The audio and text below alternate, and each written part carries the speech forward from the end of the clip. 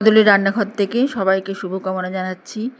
বন্ধুরা, এরকম ধরনের সজনের একটি আইটেম যদি দুপুরবেলা খাওয়ার পাতে পড়ে তাহলে সত্যিই খাওয়াটা এই নিরামিষ রান্না দিয়ে শুরু করা যায় সেই রেসিপিটা, তবে সত্যিই খুব তৃপ্তিদায়ক হয়। এইরকমই একটি আমি সিজনাল একটি রেসিপি, সবজির রেসিপি নিয়ে এসেছি। সজনের একটু অন্যরকম করে তৈরি সজনের তেল ঝাল।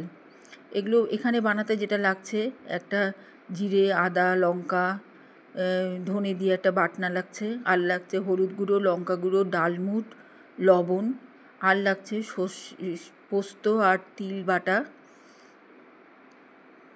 এখানে পোস্ত আর তিল হাফ চামচা করে নিয়েছি, হয়তো তার থেকে একটু বেশিও থাকতে পারে।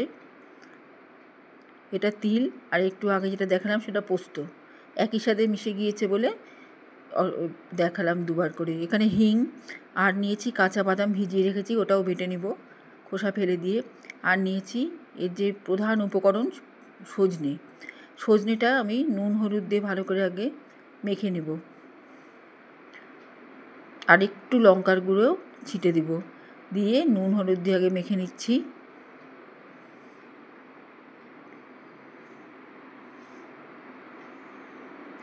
সামান্য একটু সর্ষের তেলের মধ্যে দিয়ে দিলাম, তাহলে একটু টেস্ট হবে। এবারে প্যানে সর্ষের তেল দিয়ে আমি সজনেগুলোকে একটু সাঁতলে নেব, যাতে কাঁচা ভাবটা না থাকে। থাকলেও অসুবিধে হতো না, তবে না থাকলেই ভালো। থাকলে একটু জল জল ভাব থাকতো রান্নাটার মধ্যে। আর এখানে কি জলটাকে একটু টানিয়ে নেওয়া গেল। এইভাবে আমি সজনেটাকে একটু হালকা মতো ভেজে নেব।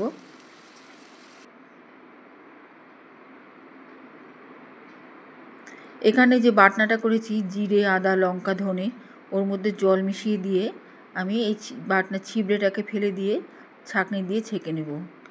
এই জুসটা দেবো, এটা ফ্লেভারের জন্য দেব। এদিকে আমার সজনে ভাজা হয়ে গিয়েছে।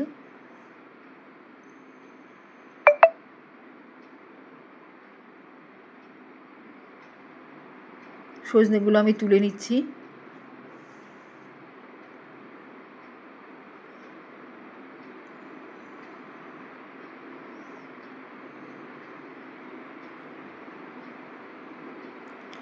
এবার কড়াইতে আরেকটু তেল দিয়ে দিলাম। তেল গরম হলে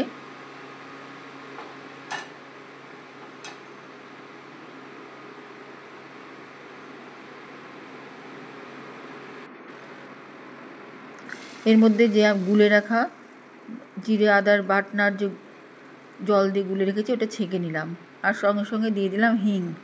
এইটা একটা সুন্দর ফ্লেভার আনবে রান্নাটায়। এবার এই মশলা গোলা জল আর হিঙে আমি একটু কষিয়ে নেব। এর মধ্যে একটু লবণ দিয়ে দিলাম, একটু হলুদ দিয়ে দিলাম, দিয়ে এবার আমি এই মশলাগুলো জলটা কষিয়ে নেব। একটু লঙ্কার গুঁড়ো দিলাম, এভাবে এটা কষিয়ে নেব।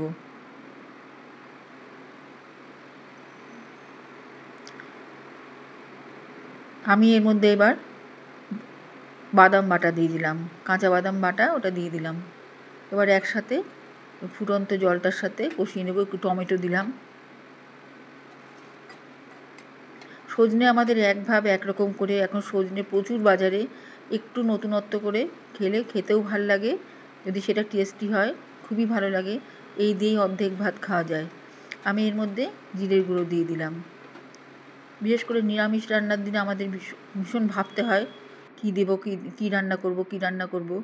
এখন আমি দিয়ে দিলাম ওই সাতলানো একটু হালকা করে ভাজা সজনের ডাঁটাগুলো দিয়ে আমি একটু ঢাকনা বন্ধ করে দিলাম। এবার এই মশলাতেই, ওই গ্রেভিতেই সম্পূর্ণ সজনেটা এবার সিদ্ধ হবে।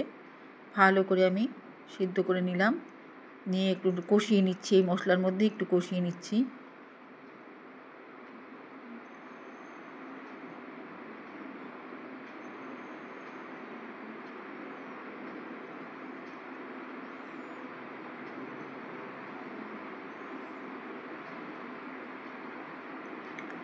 এখানে আমি একটু সাদা সর্ষে বাটা 1 চামচা মতো রেখেছি, এটাতেও আমি জল দিয়ে গুলে নেব সাদা সর্ষে বাটাটা, ডাইরেক্ট দিব না, সবগুলোরই জুস দিয়ে রান্না করব।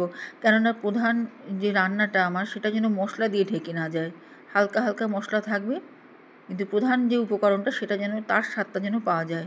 এবারে আমি যে সর্ষেটা 1 চামচা সর্ষে যেটা বেটে রেখেছিলাম ওটাই জল দিয়ে গুলে ওই জুসটা দিয়ে দিলাম।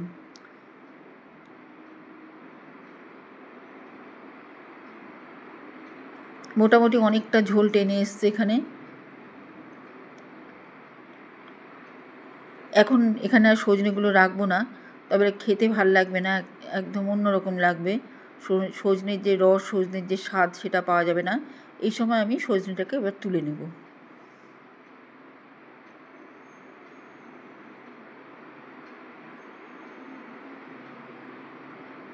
সম্পূর্ণ সজনেগুলো আমি অন্য একটা জায়গায় এবার তুলে নিচ্ছি।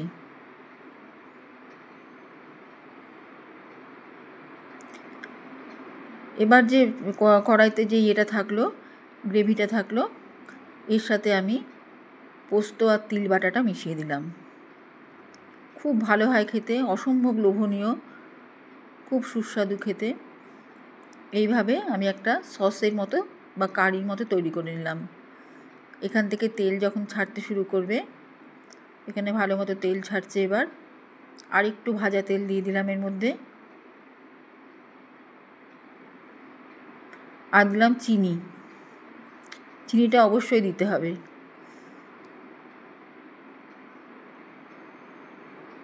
এবার তেল ছেড়ে গেলে আমি এইখানকার ওই বাটি ধোয়া জলটা দিয়ে দিলাম, যেটা পোস্ত তিল বেটে রেখেছিলাম সেই বাটি ধোয়া জলটাও দিয়ে দিলাম, আর একটু হালকা করে কষিয়ে নিচ্ছি।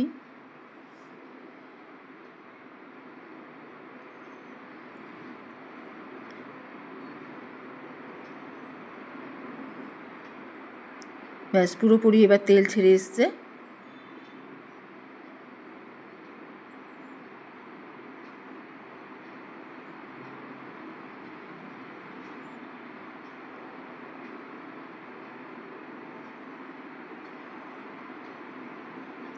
এবার এখান থেকে তুলে সজনের উপর দিয়ে ছড়িয়ে দিলাম এই গ্রেভিটা, কেননা সজনে এমনি সেদ্ধ। এবার উপর দিয়ে গ্রেভিটা তুললে এটা এবার গ্রেভি সমেত প্রথম পাতে সজনের ঝাল, তেল ঝাল, অসাধারণ খেতে লাগবে। এরম নিরামিষ খেলে মুখে রুচি আনবে। এই সুস্বাদু নিরামিষ, শরীর ভালো থাকবে, ঠান্ডা থাকবে। অবশ্যই একবার সবাই ট্রাই করবেন, খুব ভালো লাগবে।